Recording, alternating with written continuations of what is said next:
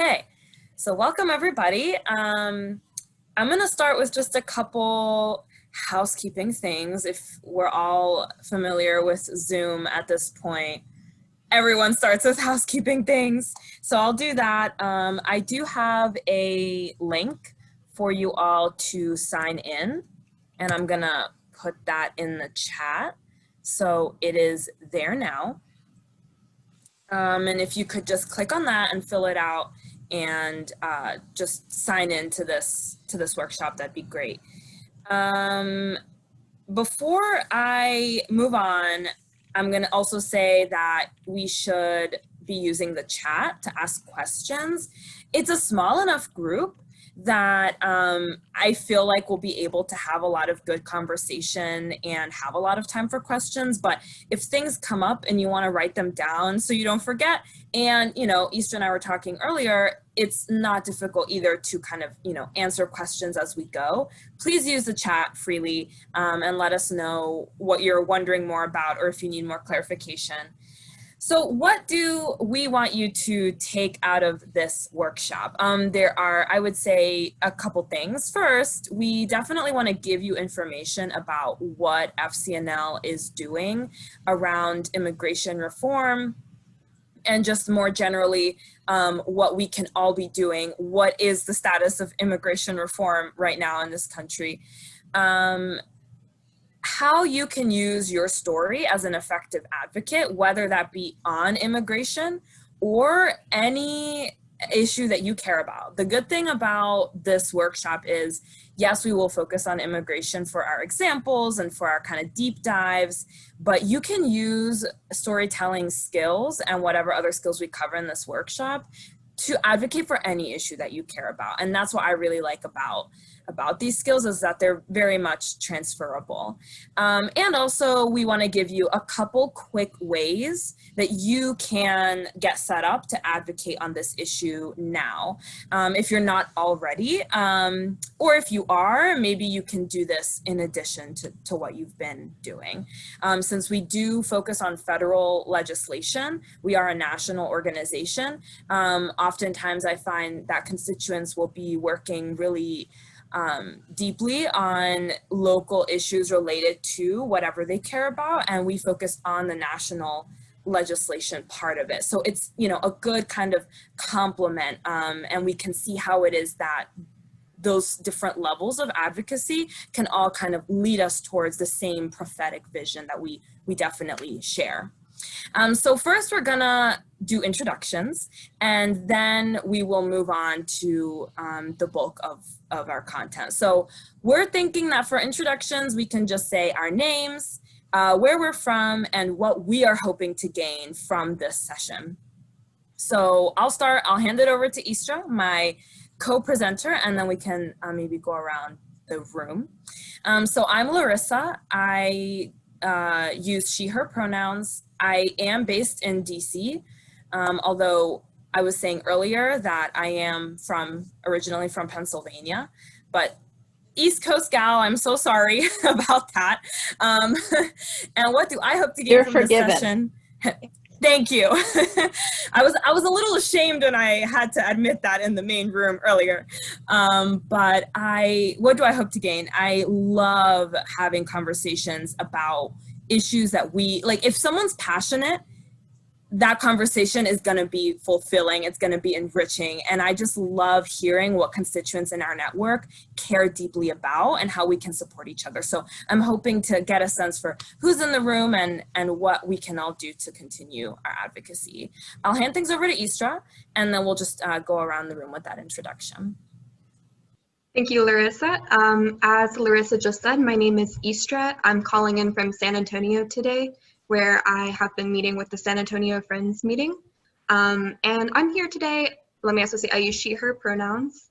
I'm here because I hope to expand my circles to include more Quakers doing important immigration justice work across our region of the South. And I hope to inspire some of you all today to take advantage of the many opportunities that exist for getting involved with making political change on this important topic. So that's me, and you'll have an opportunity to hear more about who I am right after this, but let me go ahead and pass it to the next person who's on my screen, which is Joan Stewart. I'm Joan Stewart. I'm part of the Live Oak meeting in Houston, Texas. And I was intrigued by your mention of using storytelling in immigration work, and that's why I signed up.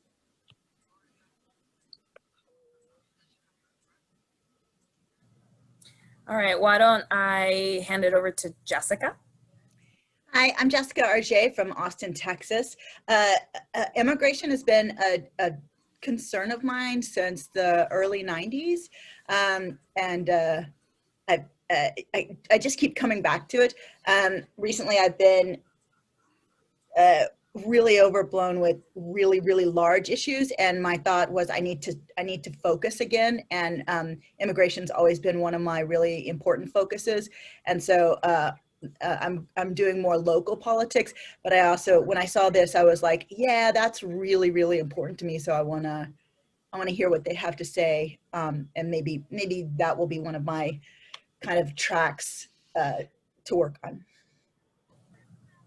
Thank you. All right, let's go to Jim. Jim Spickard. I'm clerk of the San Antonio meeting. It's hard. I've just left I retired from a job teaching university sociology for 47 years, most of which was involved with teaching inequality, homelessness, international issues of one kind or another. So I'm in the middle of making a life transition, which I thought I'd made, and I'm discovering it's taking a little time. Last time, when I knew Minga in Santa Cruz meeting, we had Salvadoran refugees living in our house. So we've been involved off and on immigration issues, and immigration is the only issue that San Antonio meeting's not really good at working together on issues. Everybody works on different stuff, but we have worked on immigration issues over the past few years, a little less right now than previously. Worked with the Interfaith Welcome Commission and had people down at Dilley and Carnes in the detention centers and so on. We are having a forum this coming Wednesday evening on that topic.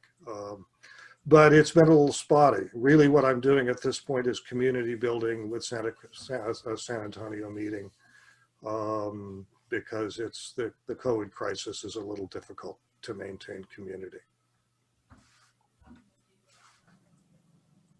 Yeah, that's a great point. Definitely a challenge in all of the work that we do, as well as that community building aspect and what we can do when we're on Zoom. Okay, let's go to Minga. Yeah, thanks. Forgive me, Larissa, because I'm cooking some supper here and trying to be good to my body as we go through yearly meeting. And thank you, Jim, for reminding me. I knew you from Tucson, but I'm really, my heart just kind of soars when I remember how you also are housing some refugees. So immigration started for me in about 1980 in Tucson when I was a young person, and I'm going to charge up my battery. I found that I was sort of focused on, oh, what's this thing called love? I was in love with mountains, and when I saw how despicable it was that people coming across the desert into Nogales and into Tucson, Arizona, it was just really compelling for me, and I found myself working with Tucson meeting Jim Corbett and others around how do I help distribute food, and sort of we did a survey of what needs were in the different refugees that were being housed in different homes, and what physical needs did they have, and what other counseling needs did they have from the trauma that they were going through. So that was in 1990, and then fast forward, and here I am in 2020, and we have another sanctuary person here in Cambridge, Massachusetts, which our meeting is also hard with corporate discernment, like a lot of Quakers, where we do a lot of individual work. And so I'm trying to figure out how to do it in a way that is inclusive, a way that is educational, as well as doing advocacy. And I really appreciate how, Larissa, you said storytelling, and that there's prophecy, and that when we do so much of our work out to make social change, we look so much more at sort of how we're going to reform our laws, and it's hard to look at vision and prophecy. And I think that's kind of what we are needing now. Thank you. And thank you for cooking dinner. You're right. You should be taking care of yourself. And thank you for modeling that. Terry, do you want to introduce yourself? I know you're running tech, but please join the group. Well, yeah, I really wanted to come to this group anyway. Okay, good. Okay. So no, I'm an old retired guy, and I've been involved in immigration and refugee issues off and on since the 70s, when I went to work for the Friends Service Committee, and then later on as members of various meetings. And today I live in a very much an immigrant neighborhood where the primary language or languages are Spanish, Vietnamese, and English, and some others. And, you know, it's the kind of world I want to live in. Thank you. All right, Istra, do you want to take it away and get us started? Yeah, thank you all so much for your introductions. That really helps us know like who we are, where we're coming from. And with a pretty small group, I hope we can tailor this meeting to what you all are looking for. I'm hearing a lot like that you all, some of you have been very directly involved in supporting refugees before for much of your lives, which is really powerful and great to hear about. Some of you all are drawn to the storytelling aspect, which we'll definitely get to do some of today. Other people are also looking for a political path to get involved with. And I'm hopeful that can be an opportunity that we provide here as well. So as I mentioned, my name is Istra Fuhrmann. I'm in San Antonio. And I want to open my piece here with a quote that we can reflect on during this session. This is a quote by author and activist Bell Hooks, whose work has really influenced my own thinking on love and community. Bell Hooks writes that dominator culture has tried to keep us all afraid, to make us choose safety instead of risk, sameness instead of diversity. Moving through that fear, finding out what connects us, reveling in our differences, this is the process that brings us closer, that gives us a world of shared values of meaningful community. So I think that this quote, it really rings true for me right now today, because there's a lot to be afraid of when I look around or when I read the news. And for me, getting politically involved at the national level has been part of my process of moving through my fear. Storytelling, which we'll be doing with you all today in this workshop, is for me part of finding out what connects us and what different walks of life we can celebrate within our Southern community. If you'll indulge me today, I'd like to spend a little time here spiritual journey sharing about myself, about the path that led me to my current work, organizing with FCNL's advocacy core. And then I'll be sharing about what I've been working on here in Texas, where I live, and offer some opportunities for you all to join me in political advocacy for undocumented immigrant youth here in a region where many of these young people call home. So I first became involved in advocacy work for undocumented communities when I was still in college. I went to Swarthmore College in Philadelphia. It's right next to Pendle Hill, if any of you all have been to that Quaker retreat. And when I was at Swarthmore, I worked over the summer with a wonderful organization in New York City called Sanctuary for Families.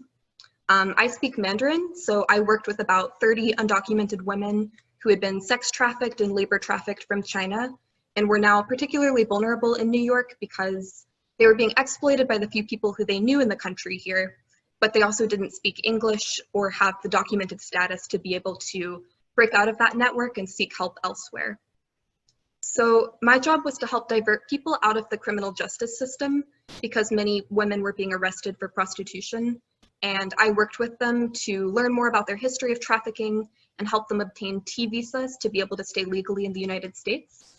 And during that process, I learned a lot about the pipeline to prison that exists for undocumented immigrant communities and how many survival strategies that are available to this population are unfortunately criminalized by our laws. So that connection that I had to the prison system and my passion for working with incarcerated populations really led me to my first work with the Quakers. So of course, I think many of you probably know this, but as Quakers, we do have a long and sometimes shameful history with incarceration, such as inventing solitary confinement and running deadly prisons, such as the Eastern State Penitentiary in Philly.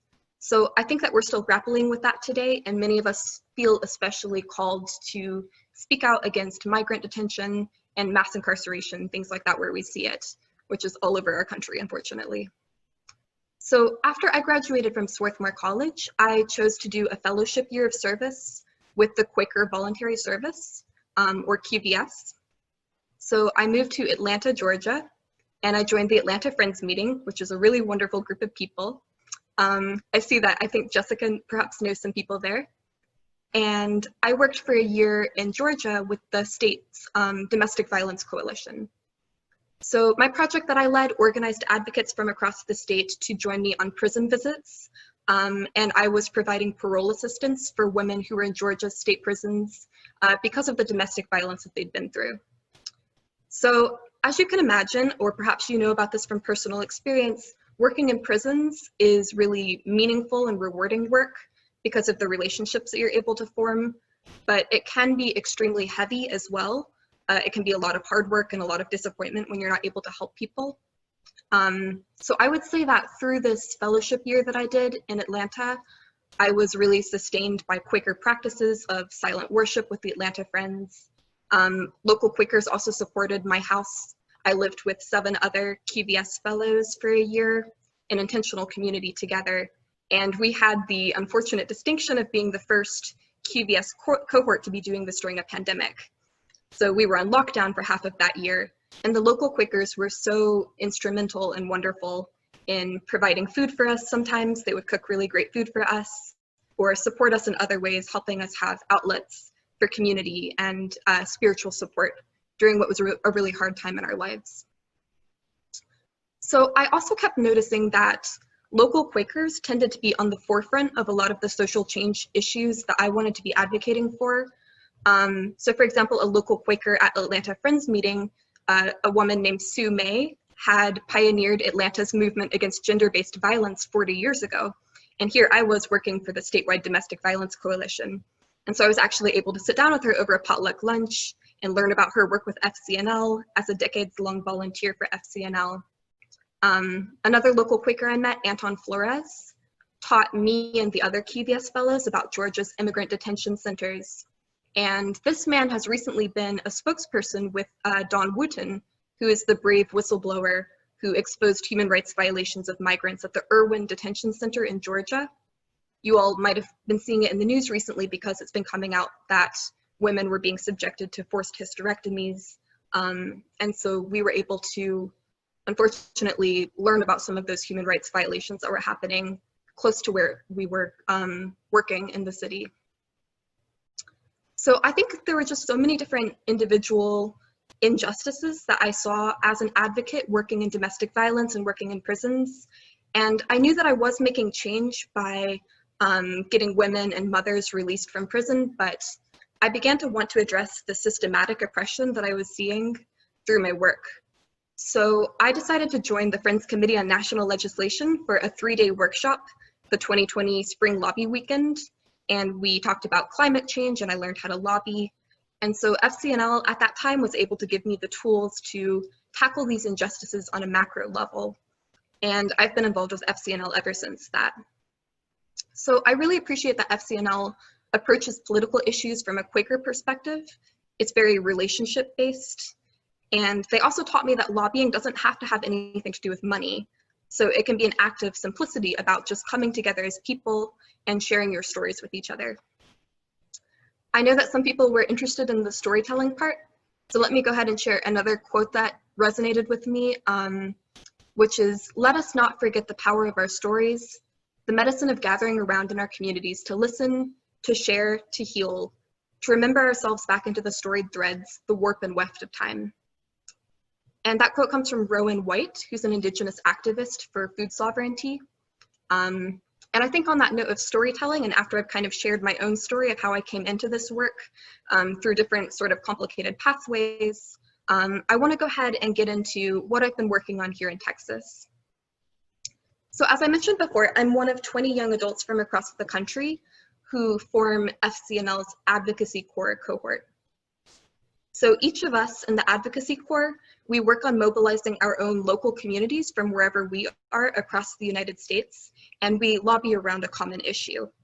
So this year what the Advocacy Corps is working on is the issue of immigration reform, and we're particularly trying to pass the Dream and Promise Act, HR 6, which would pave a pathway to citizenship for undocumented immigrant youth.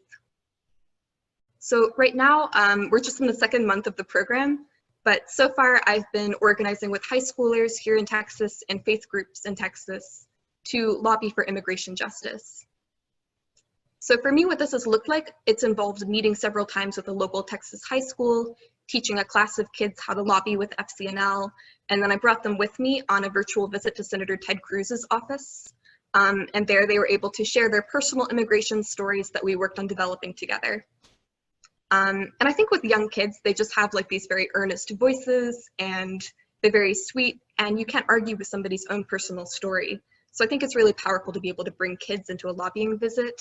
And I think it really touched the staffer who we were able to speak with that day. I was also recently able to help FCNL train a very cool group of rural Texan advocates who were from San Angelo, Texas. And they were passionate about undoing racism in their community and supporting immigrants.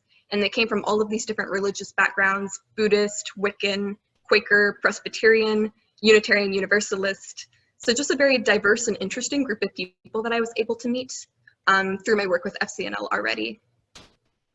For those who are interested, after this session, you'll be able to get involved with FCNL's work advocating for citizenship for undocumented immigrant youth.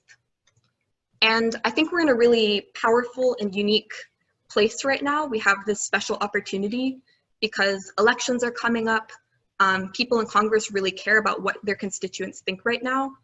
And because we're able to do this from home, that's kind of the silver lining of this terrible pandemic situation that has so many of us still working and living from home. And we don't actually have to make that trek down to Austin or wherever your state capital might be. So I personally lobby Senator John Cornyn, Senator Ted Cruz, and my local Congressman Chip Roy.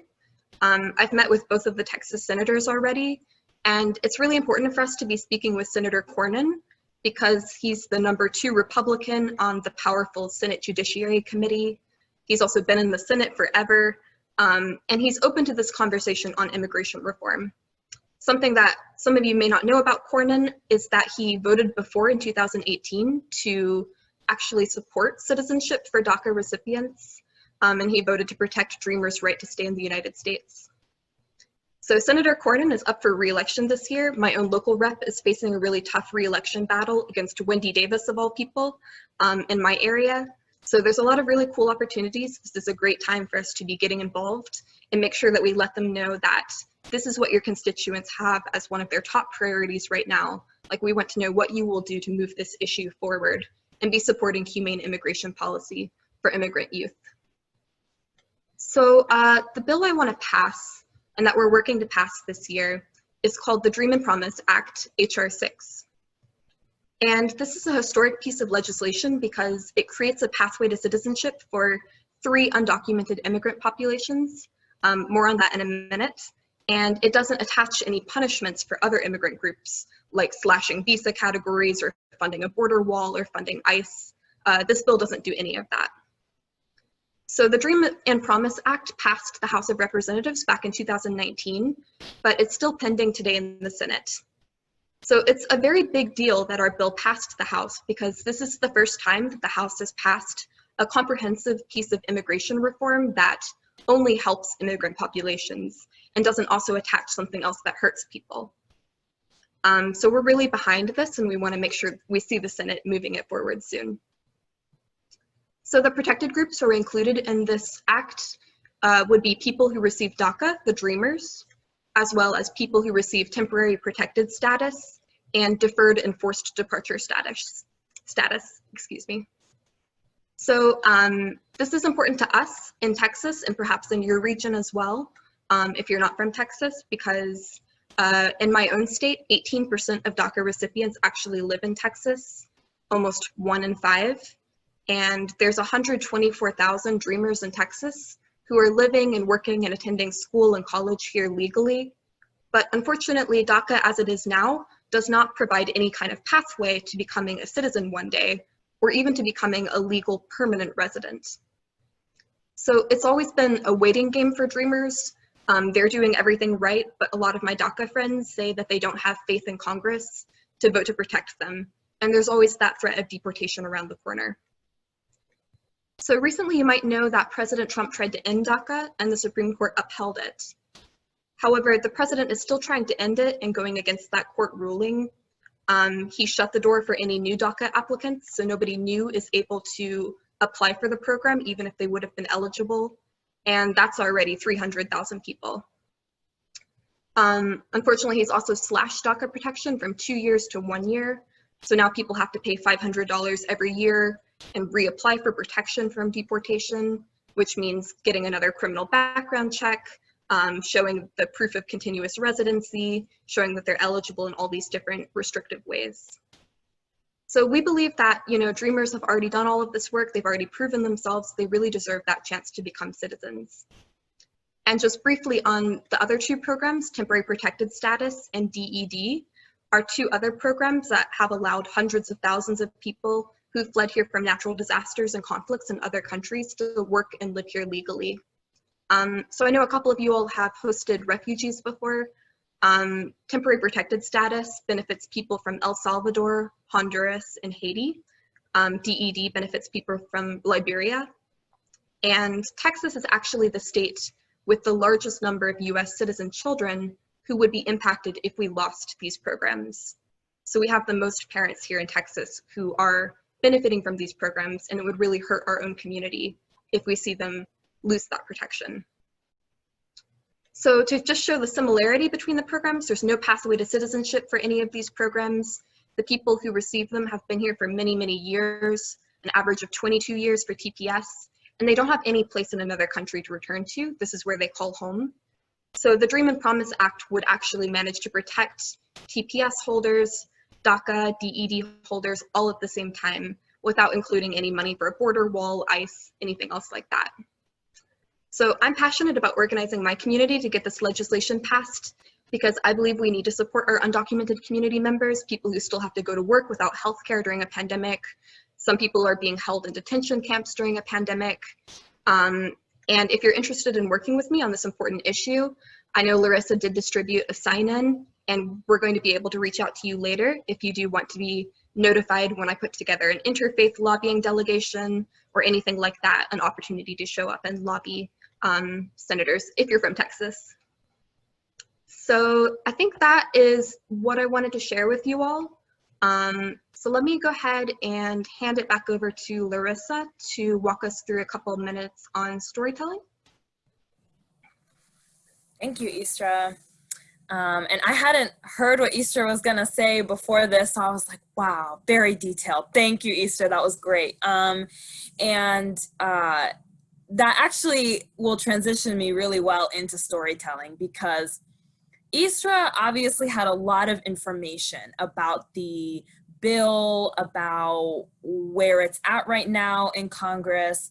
That doesn't mean that you need to know all of that in order to be an effective advocate or lobbyist on the issue yourself. As constituent lobbyists, our stories are the power that we have when we talk to a congressional office. You do not, like I said, have to be an expert in the policy in order to be an effective lobbyist. We always say you just have to be an expert in your own story. you know, not even members of Congress are experts in a lot of policy. I think that I've done lobby trainings where people get very caught up in all the details of the legislation. They want to know the ins and outs. They basically want to go to law school, finish law school, study the legislation, and then they will be comfortable lobbying on it. And I always say that members of Congress have to know, if they really had to know absolutely everything about everything they vote on or have to comment on, no one has enough room for that, for all of that information. They have staffers and they have people that hold that information and are responsible for talking to the members of Congress before they are supposed to be making any public statements or voting on the floor. And so when we lobby, we will oftentimes actually lobby staffers and not the members of Congress themselves. Sometimes we do, and that's always really exciting when someone gets a member level visit. But most often we speak to staffers, and to be totally honest, they are usually the most powerful people in the room on that one specific piece of policy. There's usually a staffer for the various policy issue areas. And so we will usually be talking to, in this case, like an immigration policy staffer.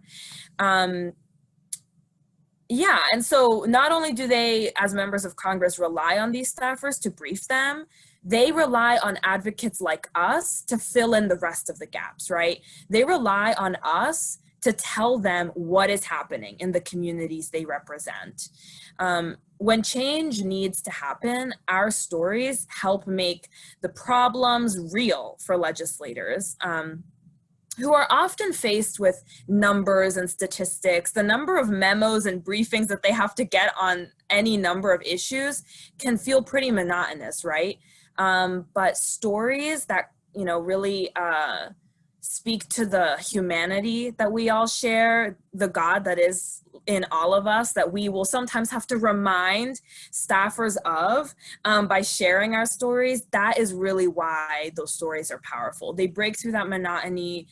Staff will oftentimes remember those stories. And like I said, they might not know what's going on in their own district. If they are not personally impacted or getting a lot of information on that issue, they might not even know. I've had lobby visits where I was the first person to really mention the specific legislation, whatever it was, to the staffer. And they were like, oh, I had never heard of that. Can you tell me about it? That happens. They are people as well, and we need to have a flow of communication back and forth. So what do we mean by story? Your story is basically the answer to the question, what leads you to do this work? And specifically with the issue that we're talking about right now, what leads you to do immigration work? And I want to encourage you all to be creative when you're thinking about your story. It does not have to be an experience that impacted you or your community directly, although it obviously can be, but it can also relate to values and urgency. So like I said, you don't really have to mention many numbers or figures. If literally nothing else comes out of your mouth when you're speaking to an office on the Hill or over the phone or whatever, it should be what you're asking them to do and why you care. Why are you talking to them in the first place? It's definitely not your job to know, as a constituent advocate, the ins and outs of a piece of legislation. With that said, that does not mean that if you have this information in your head, or you have it like in a document that you can send to them, or you have someone like Istra to help you go through the details, absolutely talk about those numbers and bring them in a way that feels natural. But I always start with the story part of it to really emphasize that it's okay if you forget things, because you won't forget why it is that you're in that office. But by all means, FCNL has many resources and trainings that are available to kind of help you figure out what you would say in an office. And leaders like Istra that take people along on lobby visits who are interested. So what are the 3 types of stories that we could have? So like I said, a story about personal impact, or maybe one that connects you with your identity. For example, as a young person, as a student, as a Quaker, or a person of faith, as a person of color, etc. You could give a story that reflects the need to advocate at this moment. So that's a story about urgency. So for example, I wrote here, Donald Trump has threatened multiple times to get rid of the DACA program, leaving 12 million dreamers without this protection. That is speaking to the urgency of the issue and why we're talking about it right now.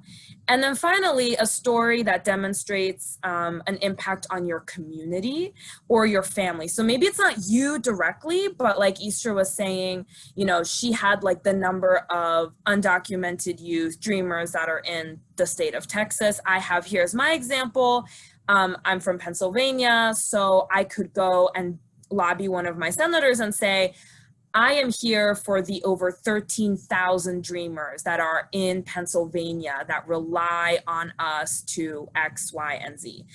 So I won't get into the whole story, but that's an example. So Istra is actually going to model what a story could sound like in an office. And then I'm going to pose a prompt to the group. I think we'll take a moment to reflect and then have a conversation. What are some stories that might come to your mind if you were to speak to a legislator? So go ahead, Istra, and model a story for us, please. Okay. My story is only a couple minutes long. It doesn't have to be any longer than that to make a connection and make an impact with your elected official. So I'm going to pretend that I'm on the phone with a senator. I'm calling in today, and I would say, hello, I am Istra, and I'm calling in from San Antonio, where I lobby with the Friends Committee on National Legislation, which is our nation's oldest faith-based lobbying organization. I'm here today because I've seen members of my community disappear without notice or a chance to defend their claim to be here. Just because of the circumstances I was born into, I have the privilege not to have to think about this very much. However, years ago, I realized I had to start paying attention when my baby brother's swim teacher, who he loved, was deported suddenly and never came back to class. My little brother's swim teacher was an important part of my community and was seeking asylum here from Syria. In the past few years, I've been following the news as I see families being forcibly separated and children being detained in inhumane conditions.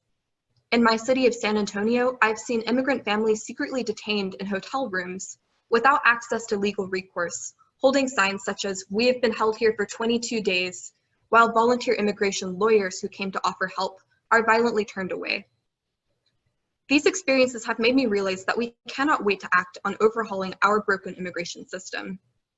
As a Quaker member of the San Antonio Friends meeting, I want to support every person's right to self-determine their path.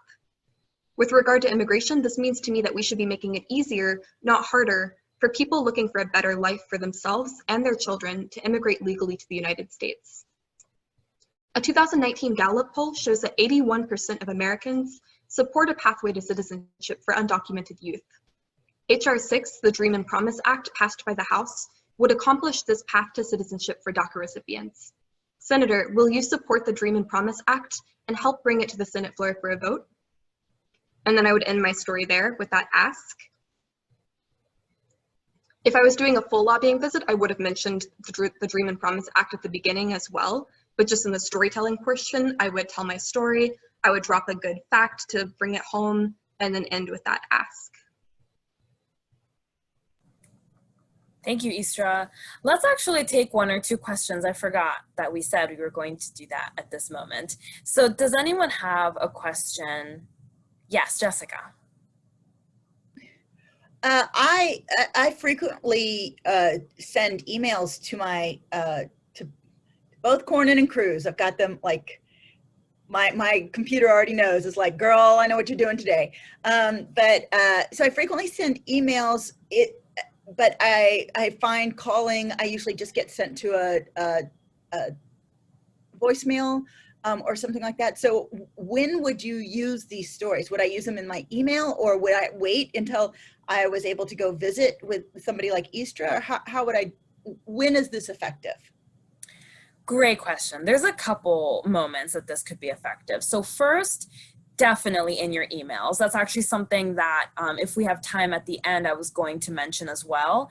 Even when you're sending emails, right, it's not verbal communication, but it's still a form of using your voice to make something clear to an office. And so putting 1 or 2 sentences in there about, even more than that if you want, about your story is absolutely effective. So that's one way. You're right, sometimes when you call, that's not really the moment to have a conversation because no one picks up. But that's why when you email an office, if you email their scheduler, or Istra might have more tips on who exactly to email from the Texas offices, but you would schedule a lobby visit ahead of time so that they know that you're gonna call and you're gonna be talking to them about a specific issue. And then the last time that it would, well, the last way I'm thinking right now that it could be effective is when you're bringing others into this work, sometimes sharing your story and finding common ground with the person that you're trying to organize so that they join you, or maybe you know that they're passionate about this, but they don't know what to do about it. I have found that from an organizing perspective, sharing stories with your peers will open up the floor for people to want to join you, do the work with you. So that's another way that sharing your story can be really effective. Thank you. Thank you. Yeah. Jim. This one's hard. I used to work for Congress a gazillion years ago. I was a lot younger than you guys. But it's changed. And when Chip Roy got elected, a bunch of us from Friends Meeting went to talk after the gun massacre in El Paso, went to talk about gun legislation. And we had an ask, and we had 4 of us, each with stories. And we went to the office. They had never had anyone visit to talk about any issue, period. They didn't know how to do it. They had to check with somebody in DC, and the staffer we got said, well, this isn't really my area, and we don't really have anybody working in this area. And we had a nice conversation, and it was the kind of conversation where the stories happened, and then we found ways of aligning, ways of things we had in common, but never heard anything, there were no follow-ups from them, no, the promises of getting back to us and so on were not existing. And that's a particular case where the congressperson seems remarkably uninterested in any kind of thinking through an issue. That unlike the guy I worked for, whom I disagreed with lots of stuff, including about Vietnam, but we could talk as people. How do you work with people who are ideologically closed, who really aren't interested in becoming educated about something? They've just checking themselves off on an ideological list. Istra, do you have any thoughts about that? I have some thoughts on that. I figured. You might see I put in the chat, I haven't been able to get a visit with Chip Roy at all. So maybe it's because of what you're saying. He doesn't really know what he's doing with meeting with constituents, which surprises me to hear. I guess I would say, having lobbied people who are very ideologically closed off, like Ted Cruz, sometimes the staffer who you speak with doesn't represent exactly the same views as the member of Congress. So sometimes you might have a more welcoming or open audience than you're expecting.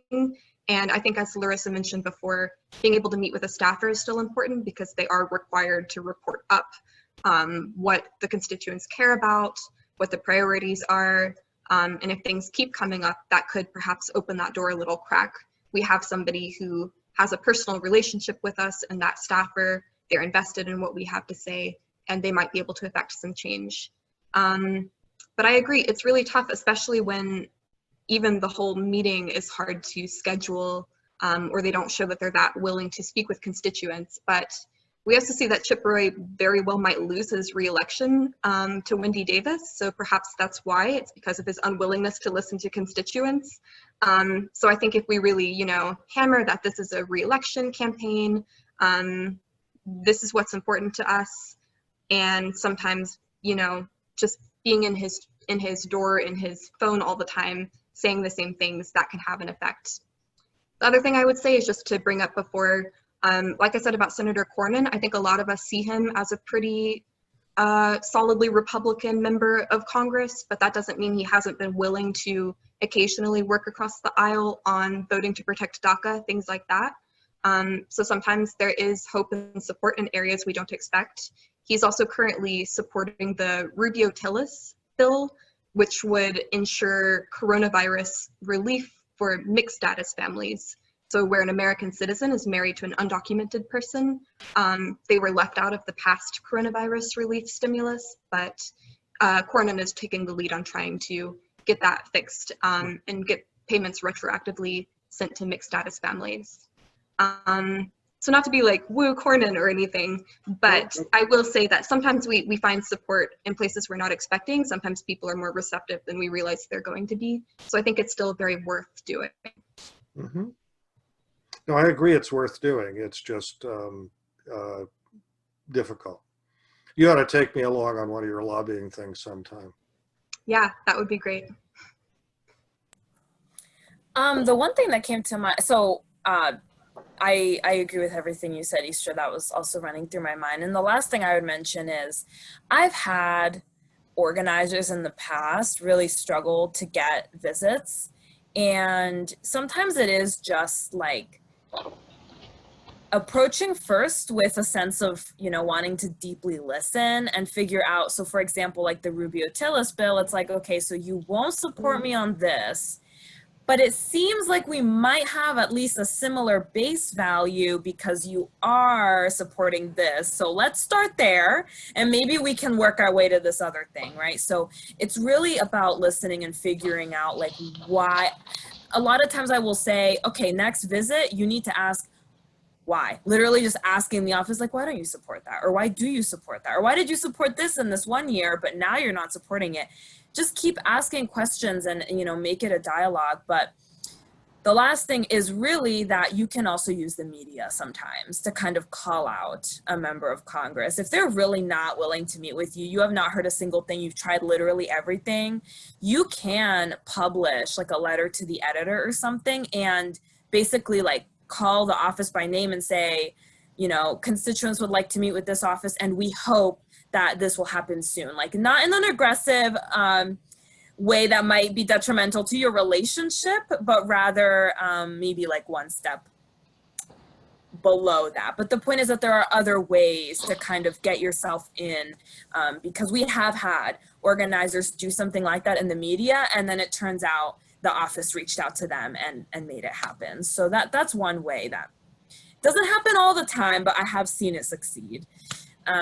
Okay, so I want us to take, maybe let's just take 2 minutes of time to have some silent reflection, and I'm just gonna pose a query so that we can settle, think about this query, reflect on it, and then come back together and talk about our story. So that query is very simple.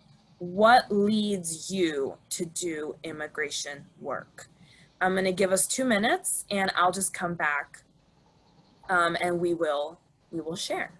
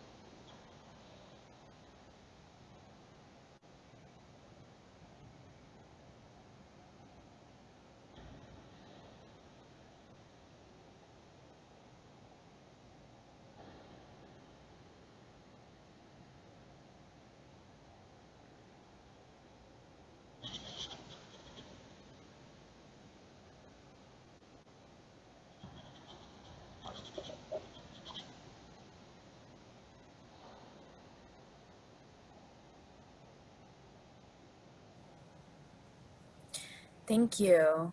Does anyone want to share what they reflected on, what their story might be?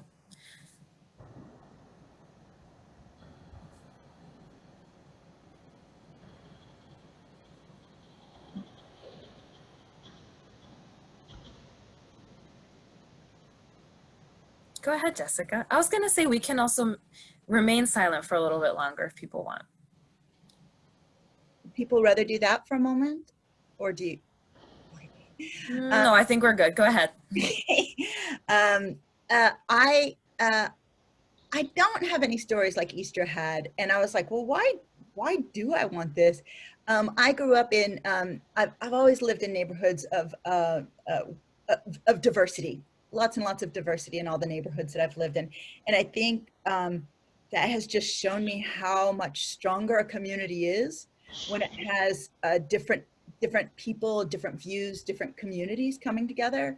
I run a theater. It's an improv theater, and our stages are richer when we have people of different communities coming together. Our stories are stronger.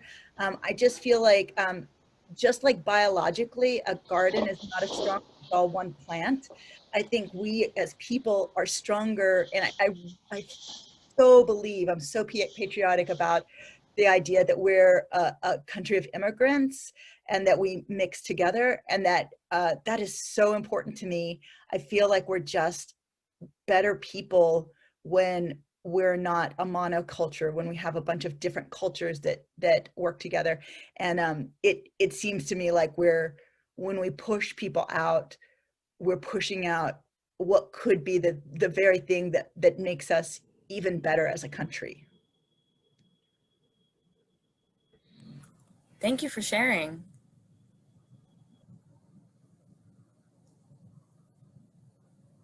And I want to validate that feeling that you mentioned at the beginning. That's exactly why we do storytelling workshops, because sometimes you didn't really take a moment to answer that question. You know you're passionate, of course, but why? That can sometimes take some reflection to be able to name it. Anyone else? Well, you know, there's sort of two aspects to this, and one is my feelings about justice, which is partly religious and partly it's just human, and my feelings that you know, we treat immigrants as disposable people that we use to pick our crops and bus our tables and everything. And then we treat them as second-class citizens and throw them away. We refuse asylum to people who are in desperate straits coming from situations that we Americans made worse in the first place. So there's all those reasons of conscience, right? But underneath that, there's kind of the selfish thing. I sort of celebrate my selfishness here. Immigrants have always made my life so much better. You know, from when I was a kid, and we had Arab exchange students living in our house. When we went to the neighborhoods to learn to play that music, when we learned Spanish from people, and you know, it's I want to be their neighbor. I want to eat their food. I want to learn their songs. I want to speak a little of their language, and all that just makes me feel really good. It's a contribution to me as a human being, and it lifts me up. And then I live in a community that, you know, benefits economically and culturally and all that. It's just a blessing. You just have to celebrate the immigrants as a blessing that's coming to us, and we need to deserve that blessing.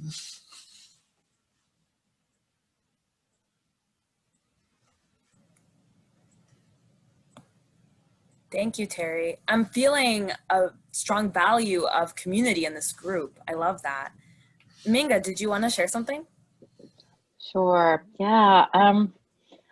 I took a little trip back in my early stories, and I remember growing up on a farm in Maryland and my mother saying that after or during World War II, that there was a lot of German refugees from occupied Europe, and that they had in their home a cook who they gave a bedroom to and lived with them. And my mom saw that as a wonderful, almost like cultural exchange thing, and also said, this is what happens when there's war around. And so my mom was a Quaker. I was raised in a Quaker meeting, and yet that story meant a lot to me, that wow, you get German food if you are nice to refugees. And for me, I have felt raising my kids that my partner and I were really clear that my two kids would go to a bilingual school here in Massachusetts. And we met a lot of immigrant families. And I didn't even know, but at some point they were also undocumented. And so here we were offering this education, and half the kids were Latinx and didn't have papers. And so a couple of the kids, I noticed the BIPOC, the Indigenous and people of color in the school where my kids grew up. Some, I remember which ones got pregnant. I remember Nora, who did go down to the border and worked in doing delivering some of the water in the desert in Tucson. It was, I thought, a pretty good spread of people who took this education of being with white Latinos and people of color, and went forward in their life in a way that was kind of enriching to me. And my kids are still bilingual, and so it's really nice that we have experience of being with each other's language. And I think I don't have to do much persuasion with my Congress people are pretty strong. You know, Ed Markey and Barbara Warren are good on immigration rights and DACA and TPS. But I think to persuade people who don't want to talk to me, I think the story still holds true, that we have to go on faith unseen, that our witness gets noticed, no matter who we're talking to in the White House or in Congress. And one of the evidences is McNamara, speaking about how he knew in the 1960s that Quakers were against the Vietnam War, and he didn't act to stop the Vietnam War until decades later, but he did note that, and it changed something in him. Thank you.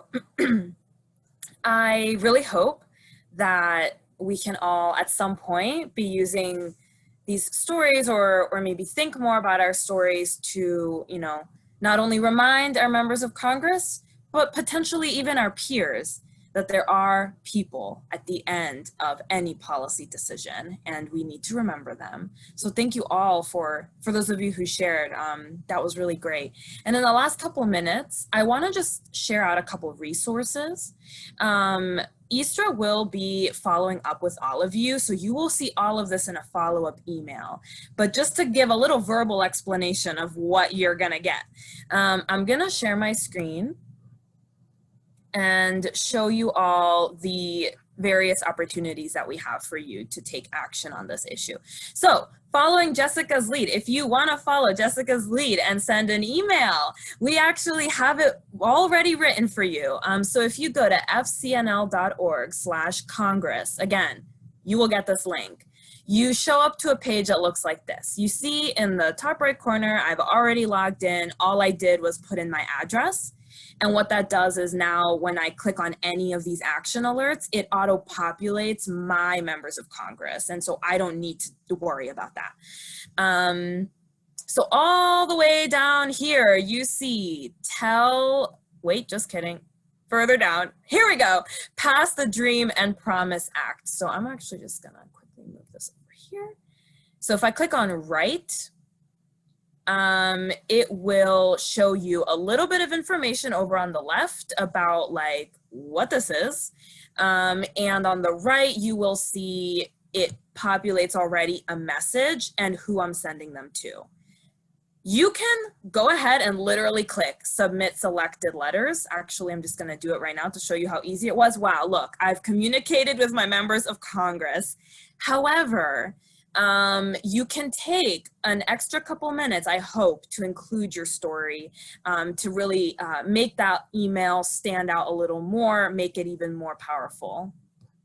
So that's one link that you'll get. And actually, I should go back to the action alerts because you'll see that we have action alerts for many of our issues, and you can do this for any of the issues that you see here, including your own letter to Congress if you're feeling creative and you have more time. But the point is that this really can happen in just like 2, 3, max 5 minutes.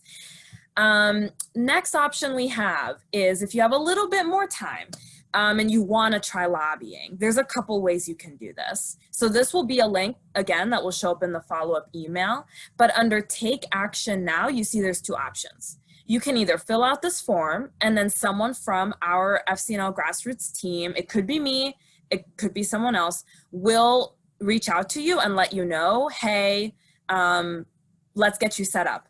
I would recommend filling this out if you're interested in lobbying on any issue that's not immigration, because if you're interested in immigration, Istra is a really good direct contact. You don't even, the form at that point will be like a middleman, and you really don't need to fill out the form if you want to lobby on immigration with Istra. But any other issue, you just want to talk to someone on the organizing team, fill out this form. You can also attend a 30-minute lobby training by registering here if you are interested in doing that at some other point. And then finally, a resource that we'll send you is this Leave Behind. So like I said, if you have information, if you know what you're talking about in terms of policy, you're a policy wonk, you love it, awesome. But if you are not, I am definitely not. I've had to learn at my job. These leave behinds are made by the lobbyists in order to get you very quickly the information you need. In theory, you should be able to read this entire leave behind and be able to lobby once you've figured out your story, because we give you pretty quick talking points, like you can tell them right here.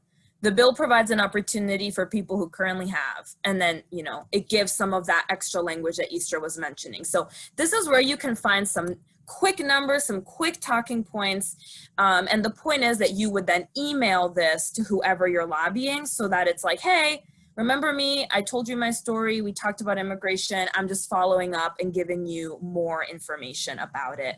And this is the quote, more information. We have leave behinds on every issue that we work on. So again, if you get on our website and you're like, immigration is great, but I also want to work on other issues, there will be a one-pager like this for other issues so that you have what you need in order to lobby or advocate in another way. Just maybe you want to treat this like a Wikipedia page and just read it so you learn a little bit. But the point is it can be a resource for your advocacy. Those are the 3 things that Istra will make sure to send to you all. And like I said, she is lobbying consistently, and you all can absolutely join her on a visit if you are from the state of Texas, just because she is focusing on that state. Istra, did I forget anything that I said I was going to say? And I didn't. I don't think so. I think you covered everything. I just want to say that if we did a lobbying visit together, we would probably work together to find a time that works for everybody, arrange a meeting together, and then we would also have a pre-meeting before we actually call in, and I would be able to work with you all to make sure you have all the tools that you need to feel prepared going into that visit, to develop stories further, and just know what we're getting into. Although I think many of you have been working on this issue for decades longer than I have, so I'm sure I have a lot to learn from you all as well. Thank you so much for joining us today. I've really enjoyed getting to know you all. Larissa, did you have something else just now? Yeah, I thought you were wrapping us up, so I was like, wait, I think we have a question. But I don't know how much time we have. Terry, are we okay? Super quick. Are we getting anything from the main room? Okay, I don't know. Go ahead, Jessica. We're just going to dinner after this, so it should be fine. Oh, okay. I have friends who work at a home for people, for women who are refugees, and I think that they would also be great maybe to come into this. Is this something, if you gathered a group of people, could I like maybe invite one or two of those people to join us? Or is this like, no, you'd only do Quaker people? No, I think that would be wonderful. And even for my next visit, I was thinking more interfaith. So it would be wonderful to have Quaker people, and any other faith or people who are not people of faith are welcome too. So anybody who you think would be a good addition, I would love to have those people included. Yeah. So I'm Kevin King. I've been silent the whole meeting, so I might as well just say one thing. I'm appreciative of FCNL coming to Houston a couple of years ago, virtually, to help launch the Houston advocacy team. And I've stepped away from it, but I still see emails, and so I know they're still active. And it's not just Quakers from the meeting, but also some folks from Texas Impact, I think. And, you know, I think only COVID stopped their 2 years of, well, now I'm talking about Texas Impact,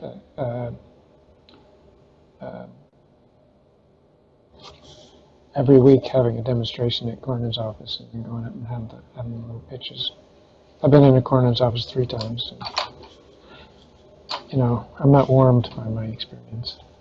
But I do want to reach Cornyn since he's on the Judiciary Committee.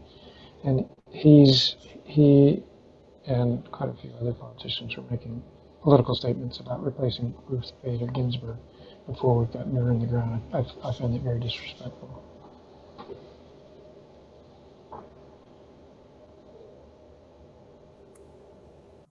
Thank you for sharing, Kevin. All right, well, I think I'm going to go ahead and wrap us up. Thank you, Kevin. You're going to make me emotional. I hope that what we covered today either helped boost some of the advocacy work and knowledge that you already have, or you know, reinforced something that you've already worked on. For those of you who have experience doing immigration advocacy work, or working with one of the members of Congress's office. But if this is new to you, I hope that things were clear and that you're feeling like you can, in fact, have a relationship with your member of Congress through lobbying and through telling your story, and that you take some of these skills to your advocacy work, or just to your organizing work when you're speaking with your family, with your peers about why they should also be focused on this legislation. Thank you all for having us and for being with us today. I'll let you all go, I think. Oh, yep, there we go. Larissa, the workshops thank are you done. so much. Thank you, thanks Misha. very much. Yeah. Thank you. Bye. Thank you, forth. Joan. Adelante with your work. Really appreciate it. Excellent presentation. Thank you, Jessica. Thanks, Jim. It was great to meet all of you. Thanks so much. Good to be with you tonight.